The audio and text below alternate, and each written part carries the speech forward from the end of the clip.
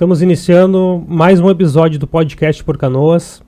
Primeiramente aqui eu gostaria de agradecer aos nossos apoiadores, ao Shark Sushi Canoas, ao SOS Bebidas do bairro Rio Branco, a imobiliária Crédito Real Canoas Parque, a ATM Assessoria e Engenharia, Thiago Mecânica GNV do bairro Matias Velho, De Raiz Instalações Industriais de Posto de Gasolina, a Rapex e a Urban trabalham em altura, o Coxa Sports Bar e a Metal Soldas Canoas. Gostaria de agradecer a participação aqui do nosso amigo João Carlos, presidente do Clube Náutico Albatroz, aqui do bairro Niterói de Canoas, e ao Rodrigo. Rodrigo foi nosso voluntário durante a enchente na Defesa Civil, teve uma participação muito grande com nós. Obrigado pela participação de vocês, pela presença de vocês aqui hoje. E a gente vai bater um papo aqui, tudo referente à enchente de 2024, né? Então, tudo que aconteceu ali, tudo que vocês passaram, né? A entidade de vocês, principalmente, né? Foi afetada. E mesmo assim, vocês seguiram ajudando a população, né? E começar, então, pelo João Carlos. O João Carlos pode te apresentar, né? Dizer um pouquinho da tua história ali no clube. Depois a gente passa pro Rodrigo também fazer uma breve apresentação dele. Fica à vontade, João Carlos. Muito obrigado pelo convite para participar do podcast, né? Eu sou o João Carlos, sou o presidente do Clube Náutico Albatroz, né? A gente é o único clube náutico aqui de Canoas. O clube já tem desde 1958. A gente está situado ali nas margens do Rio Gravataí, aonde foi atingido completamente a nossa sede. A nossa sede ficou debaixo d'água. Lá subiu 6,80 m de água, né? Foi um desastre ali para nós, né? E mesmo assim a gente colocou todas as embarcações que a gente tinha, né, à disposição para salvar as pessoas, tanto na Rio Branco, tanto no Mato Grande, na Matias, no bairro Fátima, né? É onde a gente trabalhou mais, né? E fora em cima ali do Rio Gravataí, que a gente trabalhou 24 horas ali em prol da população do bairro Niterói ali, para proteger as bombas, ajudar os operadores das bombas, né? E até para estancar a água, para não deixar a água invadir o Niterói. Vocês foram um dos primeiros recursos a chegar principalmente na população ali da Niterói e da Rio Branco, por ser próximo, né? Ser da região ali e conhecer o local, né? Sim, a gente, no primeiro momento que a água começou a invadir a Rio Branco, a gente já, era 11 horas da noite, e a gente já se deslocou para Rio Branco e para tentar ver o que estava acontecendo. Já colocou as embarcações para lá, as embarcação miúda a gente deixou lá já para o outro dia, que a gente viu que estava invadindo muita água, né? O rio, ele subiu em questão de horas, 2, 3 metros de altura, né? Que desceu a água toda lá das serras, daquela água, então não tinha como suportar toda aquela água aqui no nosso rio Jacuí, tanto no rio Gravataí, né? Sim. Então ela invadiu. Para vocês terem uma ideia, era 7 horas da manhã, a água estava batendo na sola do pé. E 11 horas da manhã a água já estava pela cintura, e chegou 6, 7 horas da noite, a água já tinha coberto as casas ali no Rio Branco. Então foi um troço muito rápido. Rompeu o dique. Não. A água passou por cima do dique. Quando passa por cima do dique, automaticamente a água vai corroendo o dique, e aí abre mesmo, aí não tem como segurar mais. Sim. E aqui no Niterói, a gente teve uma proteção, porque o dique do Niterói, ele, antes da enchente, ele foi construído e subiu 1,30 m. Isso foi a salvação do bairro Niterói, de não ter invadido o Niterói, né? Então, e mesmo assim a gente ficou lá 24 horas trabalhando em cima do dique, e mesmo assim uma boa parte da parte de baixo do Niterói foi atingido com a água com 1,5 m dentro das suas residências lá para baixo. Sim. Rodrigo, como é que tu chegou na Defesa Civil? Eu me lembro como se fosse hoje o dia que tu apareceu lá com mais 2 colegas ali, com uma embarcação. Eu acho que tinha entrado em FA a embarcação, né? Sim. E se colocaram à disposição e a partir dali tu estava praticamente um servidor da Defesa Civil, né? Exatamente. Naquele primeiro momento lá, eu lembro que a gente chegou às embarcações novas lá que foram feitas a aquisição e não tinha pessoas que sabiam trabalhar com a embarcação, né? E a gente não queria também botar qualquer um, né? Sem a gente conhecer. Então eles chegaram com a embarcação lá e ficou empregado com nós, né? Até o final. Exatamente. Cara, na verdade, eu comecei no dia 3, acho que foi sexta-feira. Eu vim de Porto Alegre, logo após, acho que é o meio-dia, porque eu tentei fugir do trânsito, vi que ia ter, escutei pelo rádio que ia ter alagamento, pontos de alagamento. Só quando eu cheguei em Canoas, embaixo na BR-116, no viaduto da Rio Branco, eu comecei a me preocupar porque eu vi que estava bloqueada, não subia mais carro.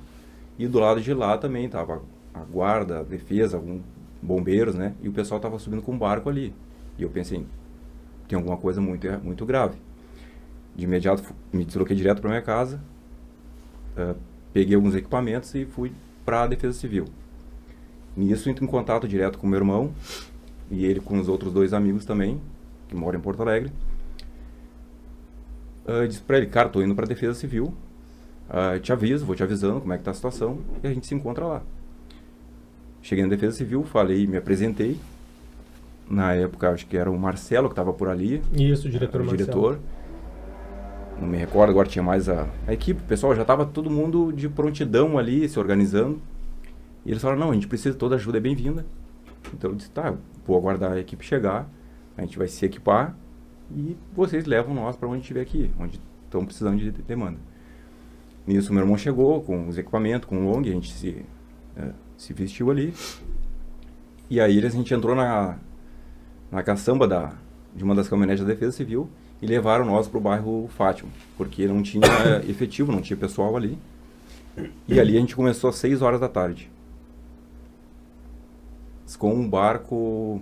Tinha um barco lá perdido, um barco que era de alguém. Só que o barco não tinha motor. Então a gente ficou desde o primeiro dia com esse barco sem motor, retirando as pessoas na força da perna mesmo, né? Puxando ali. Então estávamos entre 4 na equipe e ficamos até dado momento que me deu sede, eu pensei, vou tomar uma água. Encontrei um carro do bombeiro lá adiante, fui até lá, isso depois de muitos resgates ali, né? E aí eu perguntei pro bombeiro, que horas são agora? Eu comecei às 6 horas. Ele falou, agora são 00:30. Ou seja, eu fiquei 6 horas e meia dentro da água, caminhando. As minhas pernas já davam câimbra em tudo, eu não conseguia nem subir às vezes no barco. Então já tava na força da adrenalina. Na adrenalina. E aí nisso tomei aquela água, meu irmão também, a equipe se dividiu, os outros 2 ficaram com depois apareceu, em dado momento apareceu um outro barco também sem motor, então a gente dividimos a equipe em duplas, né? Cada dupla pegou um barco e foi por uma rua. E aí nesse dia a gente continuou até as 3 horas da manhã. Então, direto, eu só parei nesse momento para tomar água e cada vez que vinha trazer o pessoal ali, né? Então, e voltava para dentro da água. E esse dia foi talvez o mais impactante porque foi o primeiro dia. Nós estávamos com nossos equipamentos, porém sem colete salva-vidas, com barco sem motor, mas fizemos, eu sei que em todos os momentos foi Deus ali que atuou sobre nós ali, com a mão guiando nós, né? Porque o risco ali de inúmeros riscos ali poderia, né, acontecer com nós, mas graças a Deus a gente estava preparado e conseguimos tirar um bom número de pessoal já desde o primeiro dia. Eu calculo ali que em torno de cada barco acho que levava de 8, 10, 12 pessoas às vezes. Tranquilamente a gente fez, as 2 equipes no caso, né? Tranquilamente a gente fez mais de 10 socorros ali, resgate naquele... 10 viagens no caso, né? Sim. Com 10, 12 pessoas dentro da embarcação. E aí depois no segundo dia a gente acho que retornou para ali. Depois a gente foi pro bairro Matias. Eu não recordo agora o dia, mas aí teve essa situação que a gente conseguiu um barco emprestado, esse barco aí o barco, o motor é bem fraquinho, 6,5 HP, com meio curso só de aceleração, ele não desenvolveu, não tinha força e nem velocidade. Sim. Mas com aquele barco ali, nós conseguimos tirar um número assim, até porque foi num primeiro momento, um número absurdo de pessoas. Foi muita gente que com aquele barquinho a gente conseguiu resgatar.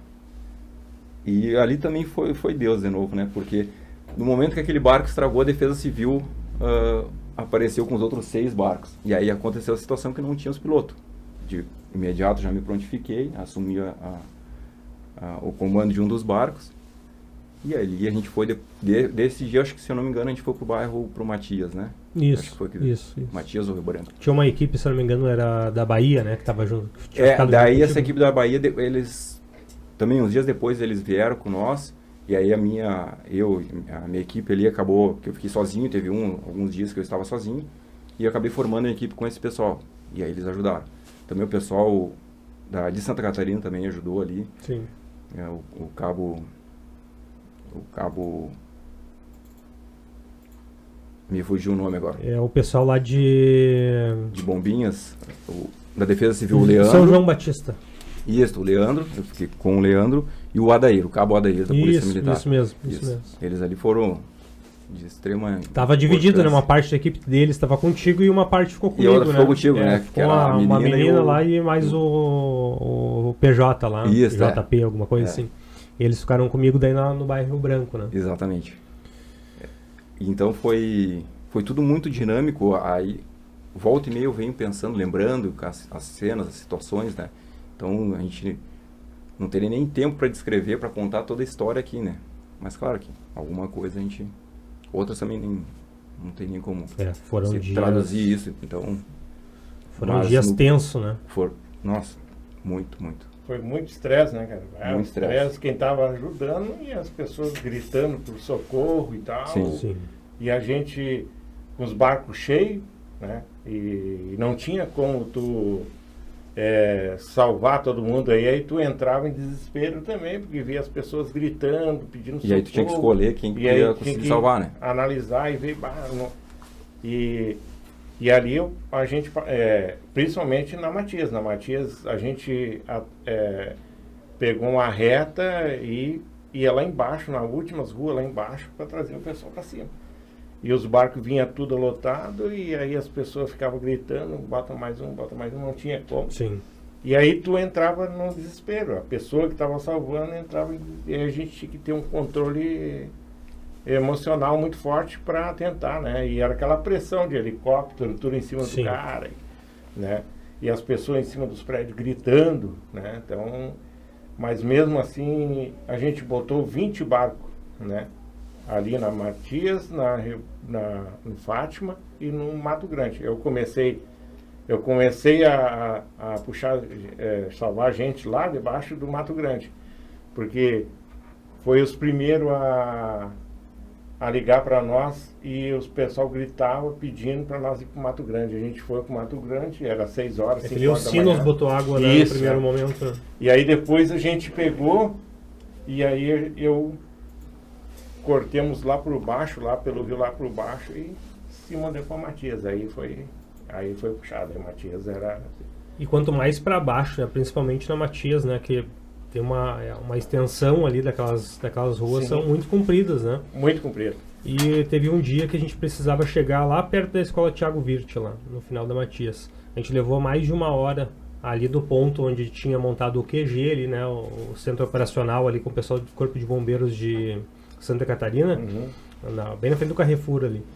Dali até lá a escola Thiago Virt, mais de 1 hora a gente levou.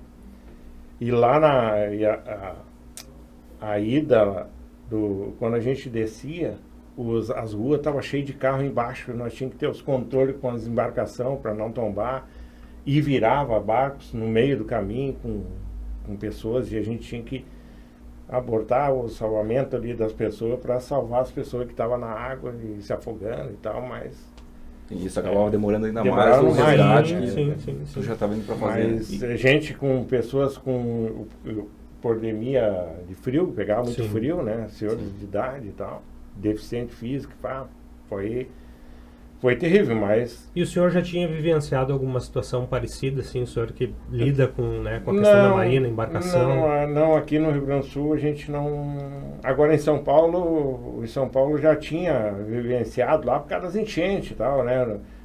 Tem rios lá que eu morava perto, que eles ultrapassavam o rio da Avenida do Estado, qualquer coisinha, a água subia 2 metros, 3 metros e invadia as casas. A gente tinha que estar correndo mais aqui no Rio Grande do Sul, né? Nunca teve uma enchente. A gente, no Albatroz, ele passa por todos os anos tem uma enchente. Uma enchente que sobe lá 1 metro, mais ou menos, né? A gente se controla lá dentro, mas Sim. dessa vez foi demais, foi terrível, né? Bom, É que na magnitude que foi essa daqui, não ninguém tem estava esse esperando, né? precedente, Era né? muita água, choveu muito. Parece que choveu 600 milímetros, né? Isso. Num dia, e aí não tem como É, superar. que nem eu vejo a população, né, no direito, né, quem foi afetado sabe a dor que sentiu, né, tudo que passou, mas eu acho que assim, não ia existir nenhuma defesa civil, não ia existir nenhum corpo de bombeiros que ia ter efetivo, que ia ter barco suficiente para atender toda a demanda que aconteceu, né, porque é impossível, atingiu mais de 140 mil pessoas do lado de lá da cidade. É impossível tu ter um efetivo, ter uma estrutura para atender aquilo ali. Se não fosse, né, vocês, voluntários, galera que veio da praia e veio dos outros lugares, o estrago seria muito, muito pior, né? A gente tem que ter consciência disso, né? Não tinha, o Estado não estava preparado para isso, na verdade, né? E nem o governo federal, o exército, no meu entender, é despreparado para isso, né? Tanto que a gente viu lá na Matias, né, os caminhões Ficaram empenhados, tudo né? aliado, nunca vi um... Acho que em torno de 5 caminhões lá, né? Se eu não me 5 ou engano, 6, né? foi na Tudo- Maia Filho. Ali, se eu não me Isso, engano, ali ficaram. tudo... Eles tiveram um papel importante em algumas ações, né? Mas o preparo para aquele tipo de atividade que eles estavam prestando ali, não... Eu acho que... E no imediato também, ele É. não tinha, né? A não ser mesmo a população. Até Não porque tava Não, eles Ninguém tava demoraram esperando. muito tempo para Demoraram. Porque chegar para o atendimento. o que eu falo, assim, de uma forma... Essa enchente, inundação que teve, ela foi bem democrática, né? Infelizmente falando. Pegou. Ela não teve partido. Lados políticos. Não, lado político Sim. nenhum. Esquerda, direita. Claro que agora, nesse momento, a gente pode... podia ter sido feito isso. Fulano, ciclano podia ter feito assim, o assado. Muitas coisas poderiam ter sido feitas, mas, ao meu ver, não impediria a ação da água. Não. O curso que ela tomou, a dimensão, talvez diminuísse o número de vítimas, não se sabe. Então, o meu pensamento é esse, né? Claro que hoje eu vejo que muita coisa deveria ter sido feita diferente. E se não fosse a própria população, nós, voluntários, o estrago seria ainda maior. Sim. O número de vítimas, com certeza, seria maior. Mas não dá pra gente culpar também o Estado, o governo, a prefeitura por isso. Até porque eles não são... Aqui no Canoas teve um detalhe, né? Que muita gente não leva em conta que a estrada, a 448. A 448 teve uma discussão lá atrás, que eu participei dessa discussão, fazia parte da discussão dessa estrada até onde iam os recursos para colocar no meio ambiente na época, né? E tinha passado aqui em Canoas que aquela estrada ia ser um novo dique do Canoas, que ela ia subir toda e ia fazer todo um novo dique, né? Seria tipo a via da Niterói por cima, ali seria a via da 448. Era o projeto que foi passado em Canoas era esse, só que o governo do estado na época lá não aprovou, e o governo também federal também na época não ia ter que mudar toda a estrutura, e Canoas estava pedindo para fazer o dique na época aquela estrada ali. Se tivesse feito, podia ser que não ia estar, porque não chegou a passar por cima da BR na estrada, né? Então... E aquilo ali pode ter afetado também a estrutura do dique, né? Exatamente, Quando foi feita a afetou. batistaca, Isso. porque tu imagina, sim. é bem O próximo trabalho, do dique, estrutura. né? A gente esteve lá olhando depois. Bem tudo. próximo, é do embaixo do dique. Tu imagina o na verdade. impacto daquele maquinário ali fazendo pressão para batistaca ali. Sim. certamente, né? Um negócio de mais de 40 anos, né? Uma construção de mais de 40 anos. Tu imagina aquilo ali compactando Sim, na algum lateral. dano ela ia sofrer. Com certeza, né? Certamente. Com certeza. Então, Mas é aquilo, né? Ninguém iria adivinhar, né? Aquilo ali estava suportando as chuvas até aquele momento, Sim. né? Só que aconteceu um negócio de mais de 40 anos atrás que não acontecia. E veio pior, né? Veio cada vez pior. Então vamos botar a culpa na pessoa tal. Não, para mim, eu acho também que não existe culpa, né? Porque ele aconteceu no estado todo, né? Todo o estado foi atingido. Pegou né? praticamente todas as cidades, né? Se vai botar a culpa tem que botar a culpa todo o estado. Como que foi lá em Mussum, olha o desastre que teve, olha as outras cidades que terminaram com as cidades, né? E Canoas foi uma cidade que foi completamente atingida também, né? Mas, infelizmente, né? É a natureza. Né? São danos da natureza. Pegando seu espaço, né? Verdade. Pegar o espaço dela, onde o próprio ser humano vem destruindo há anos, né? Então, se a gente não pegar e não olhar para o meio ambiente, e não olhar o que a gente deve fazer para melhorar isso aí, pode ser que mais tarde venha mais uma tragédia pior que essa. Né? Sim. E eu andei olhando ali, andei pesquisando. O clube de vocês faz bastante ações sociais também, né? Eu vi que ajudou com doações, né? Depois da enchente. Sim, logo depois da gente parou de salvar as pessoas nessa região, a gente atacou para o lado da questão abriu as portas. Abaixou a enchente, o clube não estava com a estrutura pronta ainda, mas a gente recebeu vários caminhões de doações de roupa, de alimento, de móveis, de fogão, geladeira, e a gente abriu o clube e aí o pessoal foi lá, pegou milhares de água, geladeira, a gente doou para várias pessoas, roupa, entendeu? Olha aí que legal, viu? Então, a população nem imagina, né? O sim. Clube Albatroz aí fez uma baita de uma ação, né? Fez uma baita de uma ação, o Clube Náutico Albatroz, e tem um orgulho de vocês tiverem todas as pontas, né? Do resgate à doação pós-enchente para as pessoas. Pós-enchente a gente ajudou e ainda agora a gente tem grupos, né? Que toda a população do Literói, eles ligam para nós, conversam com nós, querem informação nossa, eles não pedem orientação dos tornar uma referência, eles querem para eles. A orientação, como que está o Rio Gravataí, qualquer chuva que dá agora, que o pessoal se apavora, queira ou não queira, se apavora. Né? Aí eles querem saber já estão lá na ponta, né? Como é que tá as bombas, a gente tem, de vez em quando eu faço umas filmagens, mando para eles, dizendo como é que está o rio, como é que está as bombas funcionando e tal. Até para tranquilizar mais o pessoal, né? Nós já vamos voltar para o nosso bate-papo aqui da mesa. Vou convidar agora a nossa colega, a nossa amiga, a Kátia Valente. Ela é meteorologista do estado aqui do Rio Grande do Sul. E ela vai entrar com nós virtualmente aqui para a gente fazer um bate-papo com ela. Sim. Passar as informações que a galera tem muita dúvida, né? Questões climáticas, monitoramento do clima. Então a gente vai abrir também um espaço para que o governo do estado entre com nós. Né? Olha aí. Acontece. Vai dar um corte legal. Vem para nós ali.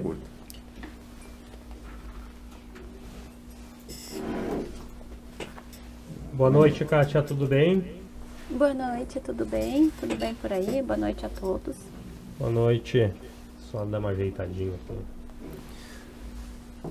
Bom, primeiramente agradecer a participação. Eu sei que tu tem uma agenda bem corrida, né? A gente já tentou uma semana anterior, aí, mas com os eventos climáticos e alerta, aí, eu sei que tu tem uma missão muito importante aqui no estado.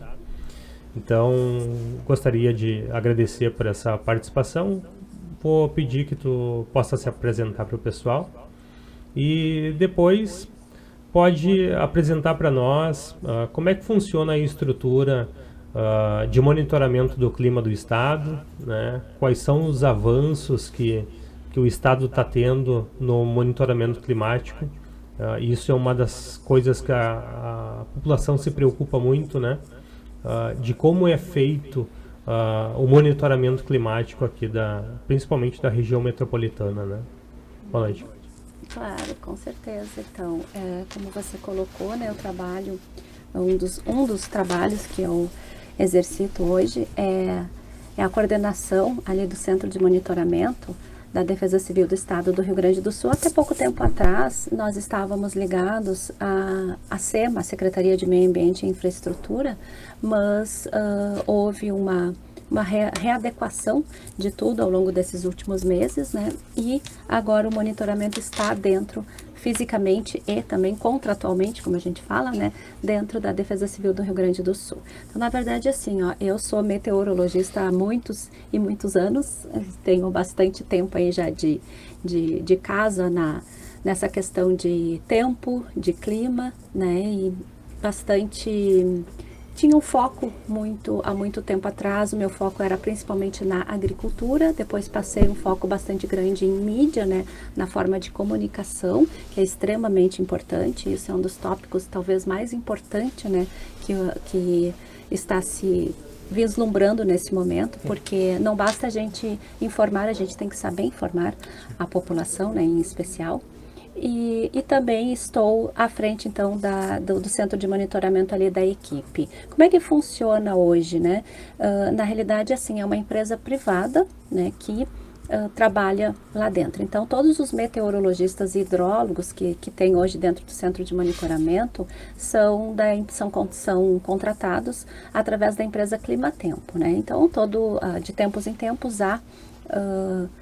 licitações, processos licitatórios, como todos que são do Estado, e nos últimos anos, nos últimos 5 anos, nós vencemos a licitação e seguimos o nosso trabalho que a gente já fazia anteriormente também. Então, é uma equipe, né, embora algumas pessoas mudam assim ao longo do tempo, mas é uma equipe que já tem bastante tempo aqui no Rio Grande do Sul e, portanto, conhece muito, né, nosso estado. E a gente sabe que o estado do Rio Grande do Sul é um estado em que sofre demais as ações climáticas por ser aí praticamente uma porta de entrada de frentes frias, de massas de ar polar, de ciclones extratropicais, de sistemas de baixa pressão, então tudo aquilo que a gente fala sempre aí na previsão do tempo, né? Então o Rio Grande do Sul está geograficamente num local de muito destaque com relação a essas condições climáticas, diferente de outras regiões do Brasil, como o Sudeste, principalmente ali a região Centro-Oeste, mais interior, onde nessas regiões é 2 estações no ano, nós aqui temos 4 estações no ano e às vezes as 4 estações num único dia. Então, nós gaúchos, né, sabemos que é bastante complicado ser gaúcho e nos últimos anos a gente está sentindo mais ainda por tudo que vocês estão colocando aqui, né, a questão das enchentes que tivemos em eventos extremos, a gente chama de eventos extremos, né? Porque são eventos que já aconteciam, mas que aconteceram de forma muito maior. E é justamente isso a nossa grande preocupação, né? Que os eventos, eles vão continuar ocorrendo e sempre com maior magnitude. Então, é isso que nós temos, para isto que nós estamos nos preparando, né? Então, assim, dentro do Centro de Monitoramento da Defesa Civil, e aqui eu posso falar só do monitoramento em si, né, porque é uma pequena parte de toda uma estrutura de defesa civil e que está sendo reformulada por tudo o que aconteceu.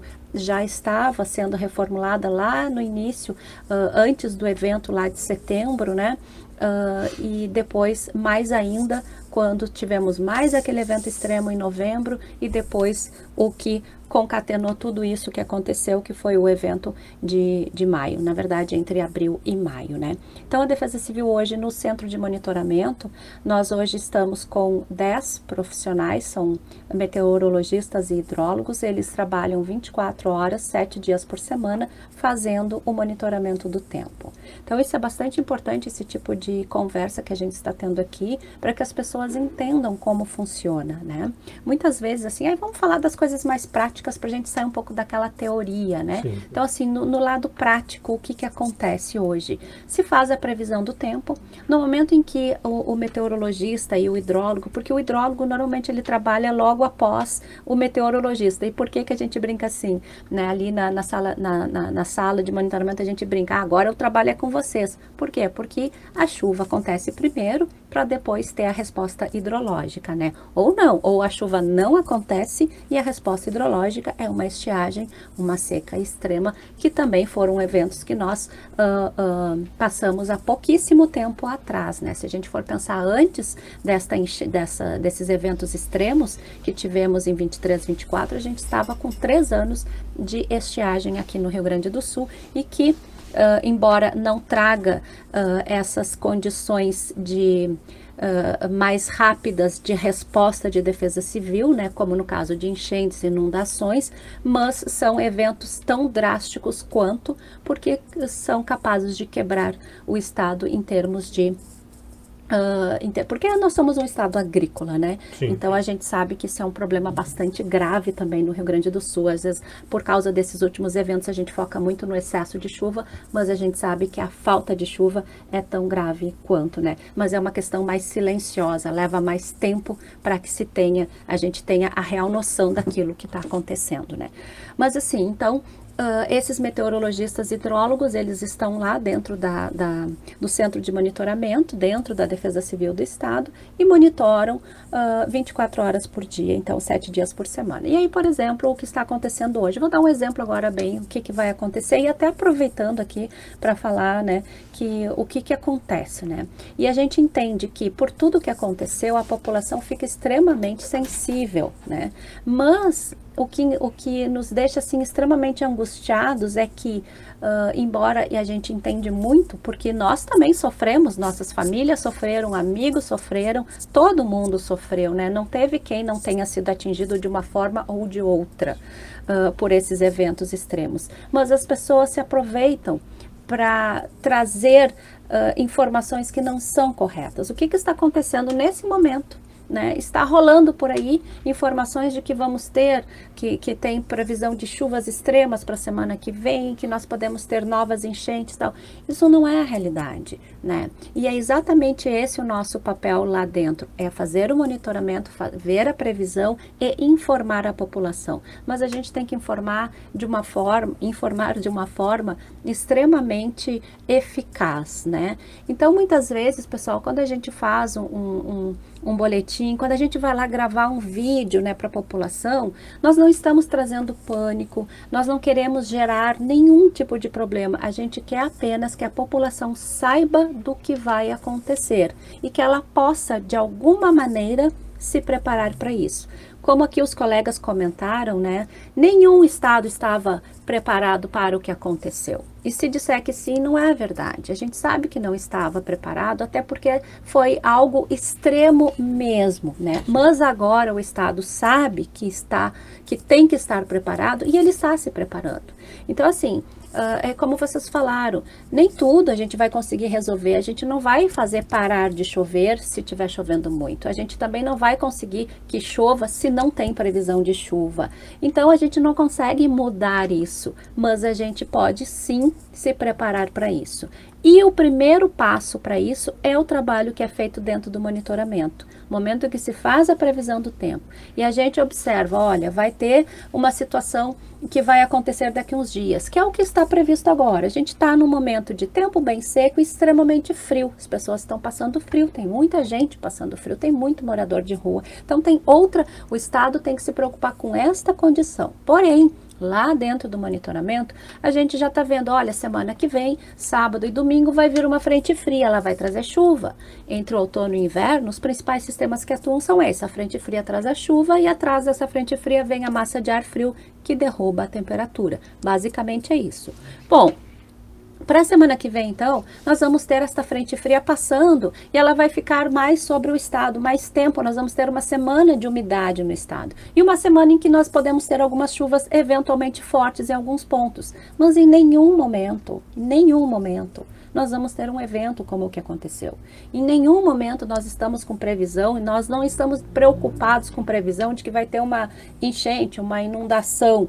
Não, mas o que acontece?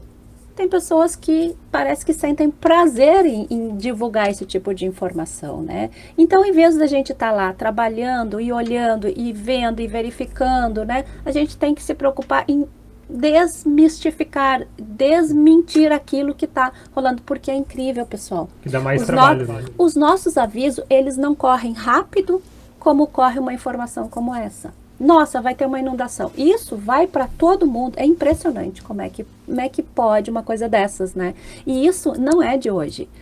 Aí a gente pensa assim, nossa, mas então é porque, claro, o povo está com medo. Sim, o povo está com medo. Mas não é o povo que sofreu que está fazendo isso. São algumas pessoas que fazem isso, né? E que têm prazer, parece, de fazer isso. Só que isso atrapalha, gente. Atrapalha muito, atrapalha o nosso trabalho e atrapalha a população em si, porque deixa a população preocupada, porque a população não sabe o que é verdade. Hoje a gente não sabe mais o que é verdade e o que não é verdade, né? Então, possivelmente amanhã a gente vai ter que ir lá dentro da sala, fazer um vídeo para explicar que isso não é assim, que não funciona. É muito difícil, mas eu tenho certeza assim, ó, são trabalhos como esse que está sendo feito agora, que são importantes e que são capazes, sim, de ajudar e de fazer de ajudar o Estado, né, a fazer aquilo que ele tem que fazer. Hoje eu posso dizer, o Estado, sim, ele está se organizando. Não posso falar pelo Estado, eu não trabalho para o Estado, né? Eu estou, neste momento, junto à Defesa Civil do Estado trabalhando. Mas está sendo, sim, feito muita coisa, muita preparação está se trabalhando, né? Houve já licitações em que vão ser colocados mais de 130 estações hidrometeorológicas, ou seja, hoje a gente trabalha com poucos dados, porque o Estado tinha as suas estações, mas por todos os eventos que aconteceram, se perdeu por outras razões, acabou se perdendo, enfim, o que importa é que está sendo feito. O Estado está fazendo também uma contratação de uma empresa que vai trabalhar com monitoramento hidrometeorológico no Estado, que é extremamente importante. A gente já vinha falando sobre isso, o Estado já vinha conversando sobre isso há muito tempo, de que a gente precisa, além de saber o nível, o quanto o rio vai subir, o quanto ele vai se espalhar, ou seja, o quanto vai ser atingido por aquela subida do rio. Então tem muita coisa. O Estado já colocou um radar meteorológico aqui em Porto Alegre, do qual a gente utiliza para fazer a previsão, está contratando, para a semana que vem vai haver uma nova licitação para a contratação de mais radares meteorológicos. Então assim, eu estou falando só desse pedacinho que é para o monitoramento do tempo. E a gente sabe que antes disso tem muita coisa sendo feita e que precisa ser feita, e depois disso também tem muito mais coisas para se fazer. E com certeza, assim, ó, hoje eu posso com absoluta certeza dizer que nós vamos ser um Estado que vai estar preparado, sim. Coisa boa, uma informação muito importante. E eu acho que esse avanço da aquisição de um radar meteorológico, isso foi muito importante para nós, né? Nós não tínhamos, né, a nível aqui do estado, nós sempre era captado de outras regiões, né? O que se tem no Rio Grande do Sul? Tem radares meteorológicos da aeronáutica que eles não são focados para a previsão do tempo, aquela previsão que a gente chama de nowcasting, que é aquela previsão de curto e curtíssimo prazo. O radar meteorológico, ele não é ele que prevê que na semana que vem, que aliás no final de semana e semana que vem, vão ter volumes de chuvas no estado por causa de uma frente fria. Não, isso é a previsão normal, são imagens satélites, são modelos meteorológicos que a gente roda e que vão mostrando essa sequência. O radar meteorológico, ele é extremamente importante, é uma ferramenta extremamente importante para a gente conseguir avisar a população de eventos mais extremos e que já estão se aproximando. Por exemplo, há 2, 3 horas, vou dar um exemplo aqui, digamos que estamos em Porto Alegre, né, e tem uma formação que está se aproximando. Então, no momento que o radar, ele capta essa informação, ele vai nos dizendo se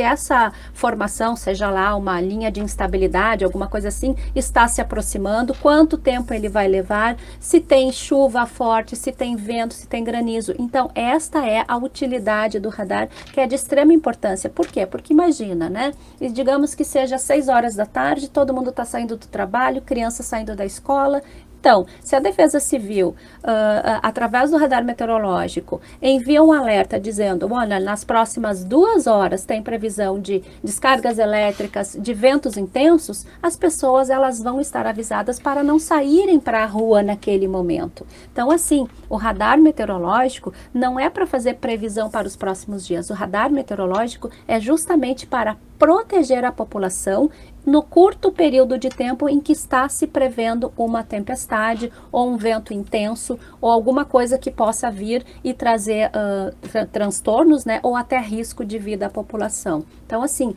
hoje o trabalho da Defesa Civil está muito voltada para a questão do impacto. A gente não faz a previsão do tempo, a previsão normal de final de semana, vai chover, não vai chover, não. A Defesa Civil ela está preocupada no impacto que isso pode trazer para a população.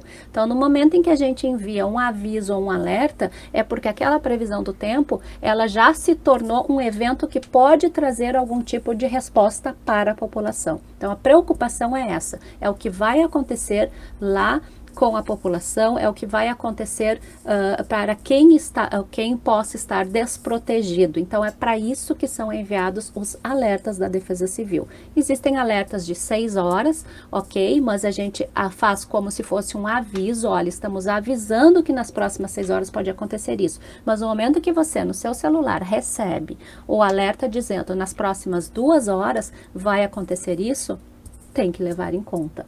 Tem que levar em conta porque o radar meteorológico ele não está fazendo previsão, ele está fazendo o monitoramento daquele sistema que em algum lugar já está acontecendo. Sim. E, Kátia, o que tu me dizes assim da questão das prefeituras, né? As defesas civis municipais terem o seu próprio monitoramento. Isso ajuda também no ponto de vista de vocês, esses dados. Quando é instalada uma estação meteorológica no município, é fornecido dados também para o estado? Existe essa interlocução? Olha, eu acredito sim que a Defesa Civil também está se organizando nesse ponto. São 10 regionais de Defesa Civil hoje no estado, né? E eles estão fazendo um trabalho muito, muito interessante, muito integrado com os municípios, mas não seria eu a pessoa propícia a falar disso, né? No caso, assim, ó, com relação ao monitoramento. Quanto mais estações a gente tem, melhor. Por quê? Porque o dado, para que serve o dado, né? A estação meteorológica, ela está me mostrando, ela está emitindo um dado do que está acontecendo naquele momento. Estação meteorológica não faz previsão. Então, às vezes, as pessoas acham que colocar estações meteorológicas vai resolver o problema. Não. Ele ajuda, por quê? Porque vai emitir dados que estão acontecendo naquele momento, seja de chuva, de temperatura, de umidade, de vento, o que for. Esses dados, eles vão entrar como o input, que a gente chama, para rodar modelos meteorológicos. Então, assim, para a gente ter modelo, para a gente ter uma previsão, precisa ter dado, com certeza, né? Mas isso está nos dando o diagnóstico do que está acontecendo naquele ponto e naquela região, naquele momento, né? Então, a partir disso, a gente recebe, por exemplo, a gente está vendo a previsão aí para as próximas horas de uma chuva na região aí metropolitana. Quanto mais estações a gente tiver para depois nos dizer o quanto realmente choveu, muito bom, né? E depois esses dados vão servir para novas rodadas de modelo. Então, é para isso. Quanto mais, melhor, com certeza. Mas daí até um monitoramento para município é um pouco diferente. Por quê? Porque na realidade assim, a gente precisa trabalhar integrado. Os meteorologistas precisam estar integrados. Porque, por exemplo, ferramenta de radar é uma ferramenta que ela enxerga uma região bastante grande, né?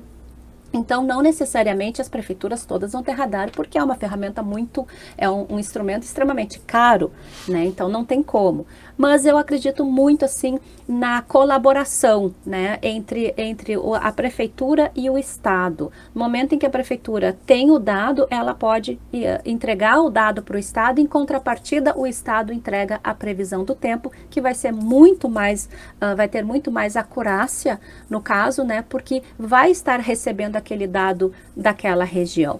Então, eu acredito assim, ó, está sendo feito muito trabalho com os municípios, sim, e eu acredito que cada vez mais a gente pode melhorar nessa condição de colaboração entre o Estado e o município, porque é lá na ponta que realmente acontece, né? É lá na ponta, é a Defesa Civil de quem que está lá no município que tem que dar a primeira resposta. E se ela tem que dar a primeira resposta, ela tem que saber exatamente o que pode acontecer ali.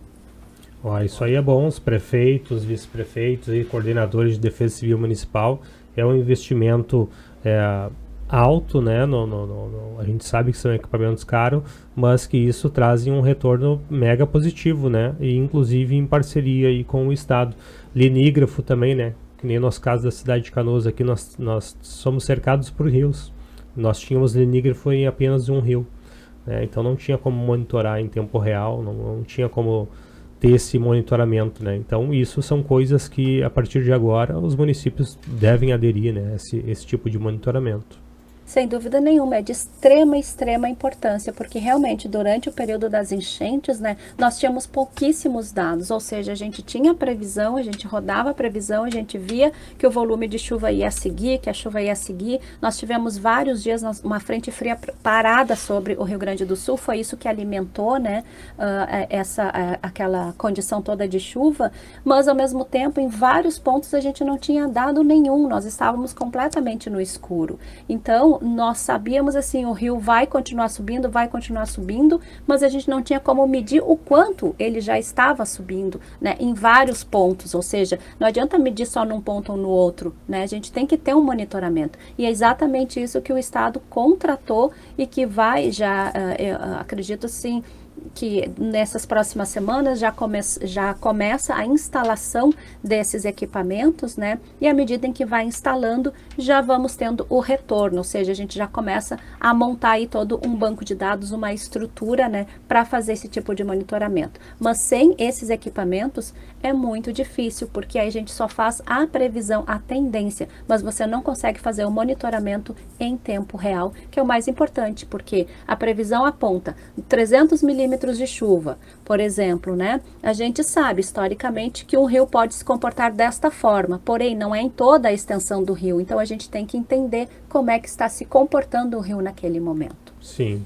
Kátia, uma última perguntinha aqui, que eu acho que é uma das mais importantes também, que o pessoal nos mandou aqui. Qual é a probabilidade de acontecer uma situação dessa de novo aqui no Rio Grande do Sul? Olha, a probabilidade, ela existe, né? Com certeza existe, já aconteceu, foi provado que acontece, né? Mas qual que é a grande questão, né? Às vezes a gente pensa assim, de forma... Esta foi uma catástrofe, realmente. Foi um evento extremo do extremo do extremo. Pode acontecer? Sim, pode acontecer. Mas a gente tem que se preocupar que pode acontecer muitos outros menores, mas que podem ser tão nocivos quanto, né? Por exemplo, a região dos vales é uma região que a gente sabe que é extremamente sensível, né? A gente não precisa ter aquela enchente em que atingiu praticamente todo o estado. Basta ter alguma chuva mais intensa na cabeceira de dois rios e que pode trazer uma situação de enxurrada em alguma região. E vai se perder bens materiais e, infelizmente, às vezes se perde vida. Então, assim, a gente tem que se preocupar em equipar realmente o Estado em monitoramento e equipar também as defesas civis dos municípios para que elas estejam preparadas, porque vai acontecer, vai. Não precisamos que seja daquela magnitude. A magnitude não no sentido de ter os volumes de chuva e tudo mais, porque isso também foi fora do comum, mas a magnitude de ter acontecido numa região que atingiu praticamente todo o estado.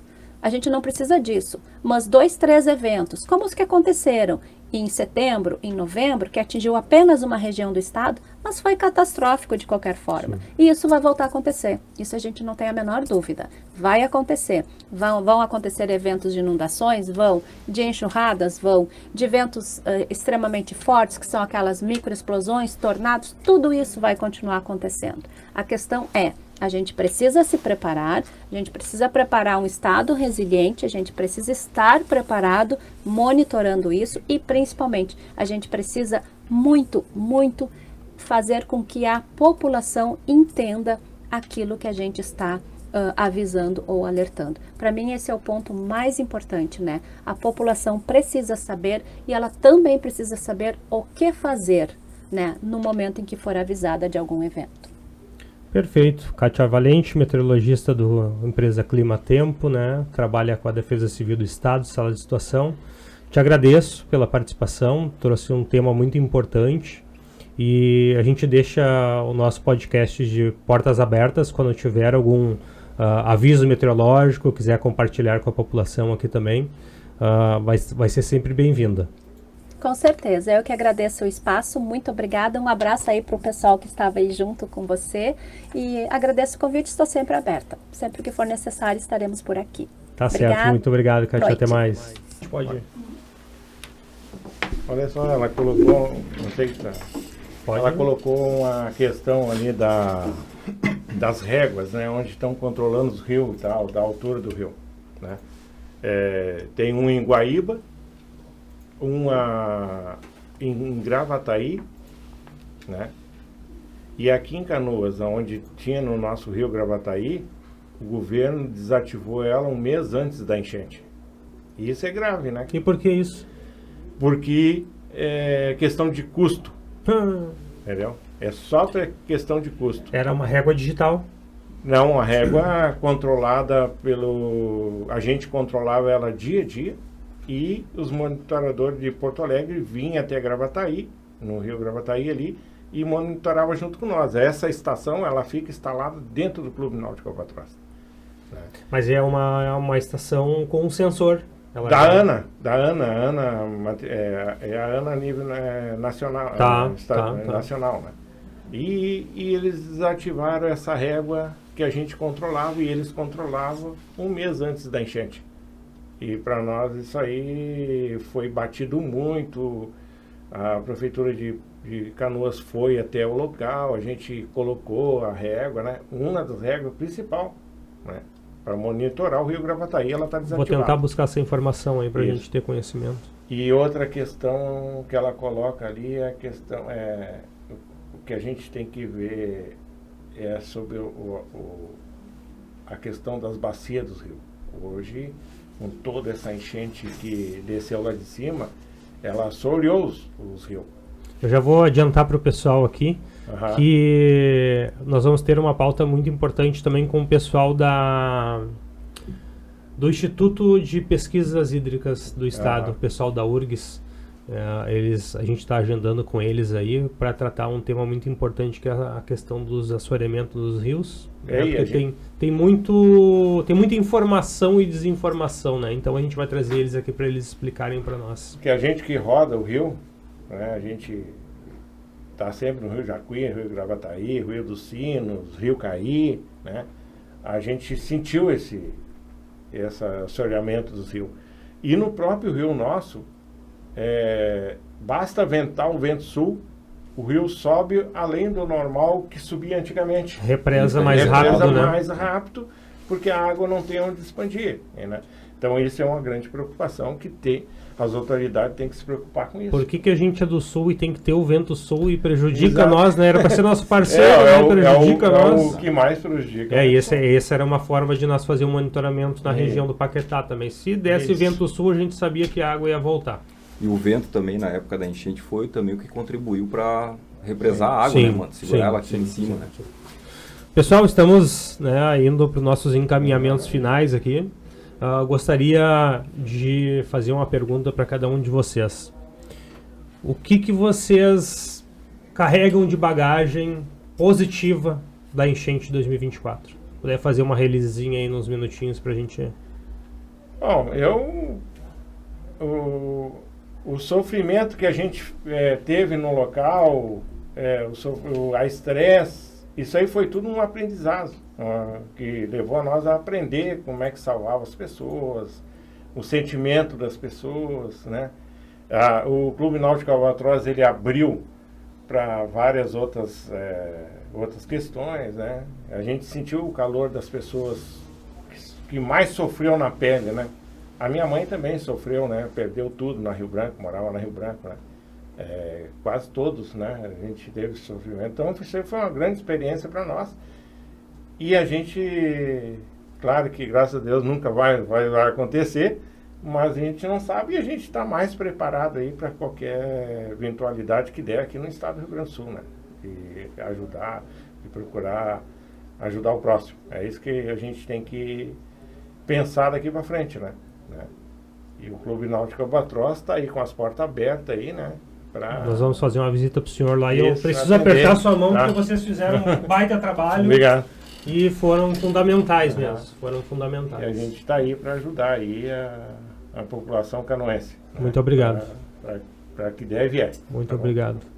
Tu, Rodrigo, o que tu carrega dessas experiências aí que tu adquiriu durante esse período? Nossa, eu já havia passado alguns anos atrás, teve, mas não nessa magnitude. Em Esteio, em Canoas, também teve, acho que em 2016, 2017, salvo engano. E eu atuei lá. Só que dessa vez foi sem precedente, né? Uhum. E eu acho que o que foi posto à prova foi a solidariedade.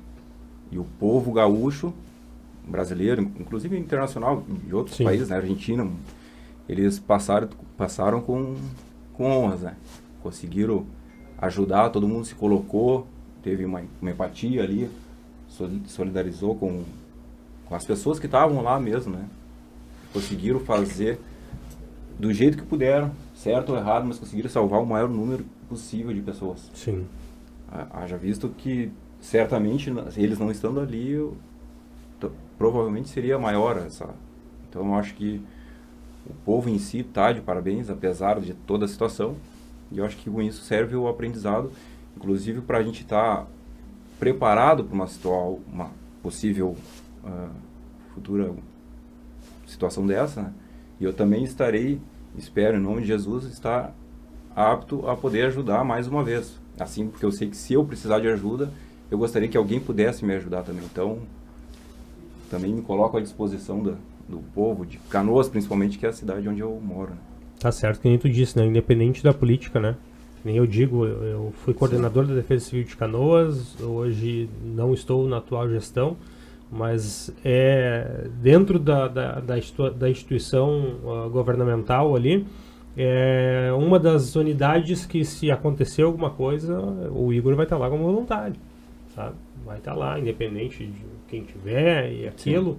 Cara, a gente não consegue ficar parado numa situação dessa. A gente não consegue ficar parado. Não existe, né? Rodrigo, parabéns pelo teu trabalho, foi fundamental para nós. Né? Parabéns pelo teu também, né? Voluntários, obrigado. A gente tá aí para isso, né? Se acontecer de novo, a gente vai estar lá de novo, que a gente espera que não aconteça, né? Mas hoje eu me vejo até preparado se acontecer em outra cidade, em outro lugar. Sim. Coisas que eu não pensava antes, sabe? De ir para outra localidade. Quando veio, tinha um major da Bahia com nós, com 72 anos. E ele veio, ele ficou o tempo todo com nós. E antes de ir embora, ele me ajudou a limpar a casa dos meus pais ainda. Que ele disse, eu não vou embora. Tu ajudou muita gente. Eu lembro dele. Eu não vou embora antes de te ajudar. E ele foi lá, me ajudou lá, limpamos a casa. Eu já tinha saído já da defesa. Sim. Ali. Ele foi lá, me ajudou. E ele agora já cumpri minha missão. Porque vocês ajudaram, vocês precisam ser ajudados também. E ele disse, eu sou aposentado, eu vim aqui para ajudar. Se eu tiver ficar mais um ano aqui, eu ligo para minha esposa lá, tem que ficar aqui. Sim. Mas é isso, né? Isso aí que motiva a gente, né? E se acontecer em outros municípios aí, podem contar com nós também. Podem entrar em contato e o podcast está de portas abertas para vocês também. E você que quer ser apoiador do nosso podcast, podem entrar em contato nas nossas redes sociais. O nosso canal no YouTube e o nosso canal no Spotify também vai estar disponível o nosso vídeo de hoje e por áudio lá no Spotify, né? Vamos compartilhar também nas nossas redes sociais, no Instagram, no Facebook e no TikTok também. Vamos colocar lá os nossos takes do nosso programa de hoje. Pessoal, muito obrigado. Obrigado. E precisando, né, alguma ação social, algum convite que queiram passar para a comunidade, a gente vai visitar lá seu clube lá. Eu vi que vocês fazem bastante trabalho social. Sim. E ambiental, que é uma das pautas mais importantes e carente aqui no município de Canoas.